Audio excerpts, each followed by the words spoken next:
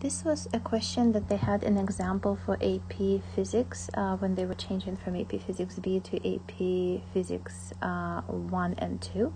So let's look at this question. A square loop, wire loop of the side of 0.2 meters and resistance of 4 ohm is secured to the top of the block so that their total mass is 0.25 kilogram. The block is pushed 0.2 meters into the spring with a K spring constant equals to 10 newtons per meter and released, causing the block to slide across the smooth horizontal table.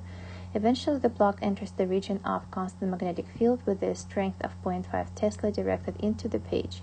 The width of the field region is 4 times the width of the loop. Determine the speed of the loop right before it enters the field region.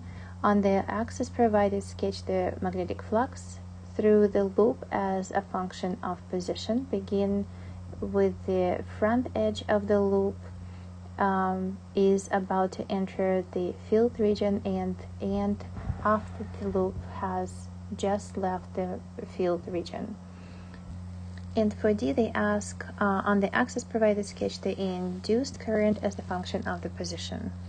So for A part, we have to determine the speed, and that is going to be the potential energy of the spring going to the kinetic energy of the block with the loop.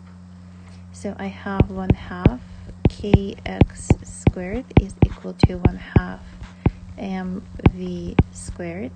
1/2 and 1/2 can be cancelled. K is given 10. The compression is 0.2 squared. And the mass is 0.25 kilogram. And we're looking for the velocity.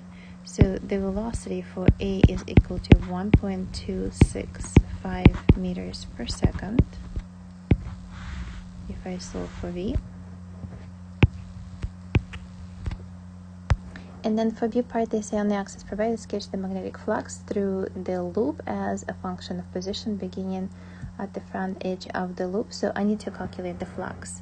The flux in this case is going to be equal to the B times the area. And then sine 90 degrees is going to be 1.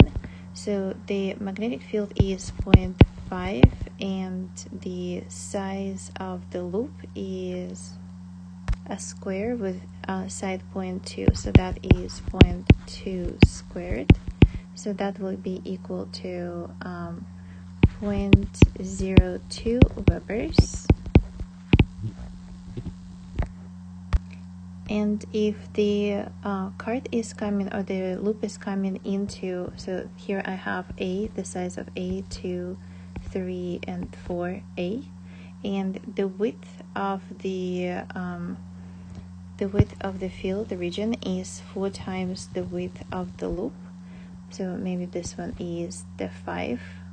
So when it enters, this is going to be your maximum flux. So this is the flux, and that is 0.02 Webers. So the flux, you're going to have maximum flux when it is fully in, and then it will stay until it's 4 times the width of the loop, so until it's gone to 4, and then here the flux is going to be falling down, here the flux is going to be falling down, and the flux is equal to B times area, which is A times A. So one of the A's is the distance, the horizontal distance, and so the flux is linearly proportional to the A, so it's going to be the line and the line on both sides. And then for C, they ask you to calculate the value of the voltage in the loop when the loop first enters the region. So if I calculate the EMF, so that's going to be the change of the flux over the time. And then the flux is equal to B times A, the area, divided by the time. And horizontal area over the time is the actual velocity of the loop. So EMF is equal to B A and the velocity. So B is given to be 0.5. The width of the loop is the height of the loop is 0.2. And the width of the loop A over T is the velocity, which is, we calculated, is 1.265. So that gives me EMF is equal to 0.01265 volts.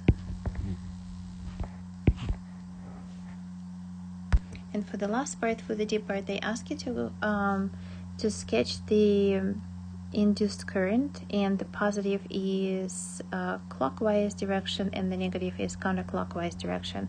So the current is going to be equal to,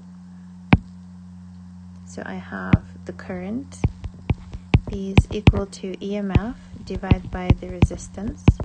The EMF is 0.01265 and the resistance is given 4 ohm. So that will be 3.1625 milliamps.